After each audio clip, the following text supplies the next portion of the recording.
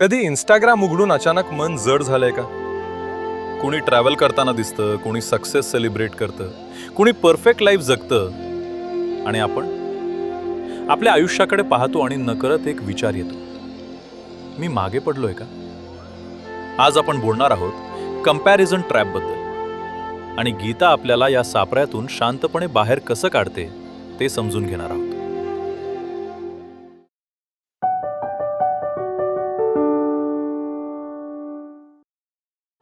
तुलना नवीन नाही, पण आज ती सतत आपल्या खिशात आहे. इंस्टाग्रामवर लोकांचे हायलाइट्स दिसतात, आपल्याला मात्र आपलं बिहाइंड द सीन्स माहीत असतं. ते दाखवतात बेस्ट मोमेंट्स, आपण जगतो कंप्लीट रियालिटी. पण मन हा फरक ओळखत नाही, तो फक्त तुलना करतो, आणि इथूनच दुखणं सुरू होतं.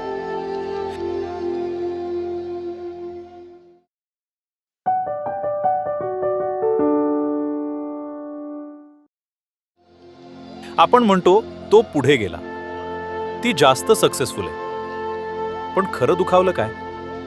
पैसा, करिअर, लाईफस्टाईल? नाही, खरं दुखावतो आपला अहंकार. आपलं मी विचारतं, माझं काय? आणि इथूनच गीता आपल्याला थांबवते.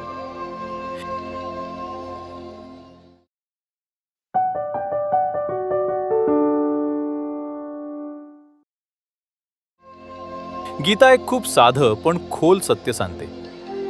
प्रत्येकाचा मार्ग वेगळा आहे. अर्जुनाला श्रीकृष्ण सांगतात, तुझं काम दुसऱ्याचा मार्ग बघणं नाही, तुला तुझा स्वधर्म चालायचा आहे. तुलना म्हणजे स्वतःच्या प्रवासाचा अपमान आहे. गीतेनुसार दुसऱ्याचं आयुष्य तुझं बेंचमार्क नाही.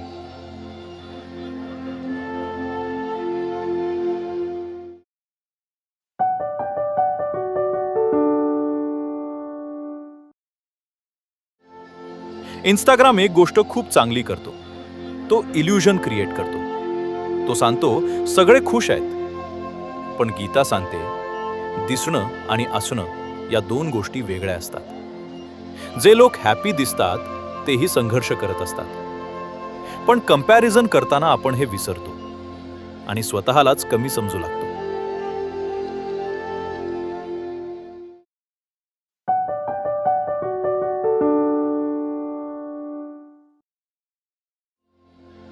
गीता आपल्याला इंस्टाग्राम डिलीट करायला सांगत नाही, ती आपल्याला मन समजून घ्यायला सांगते. पुढच्या वेळी कंपॅरिझन सुरू झाला, थांबा आणि स्वतःला विचारा, मी दुसऱ्याचं आयुष्य पाहतोय की माझ्या आतली कमतरता? हा एक प्रश्न कंपॅरिझनची साखळी तोडतो.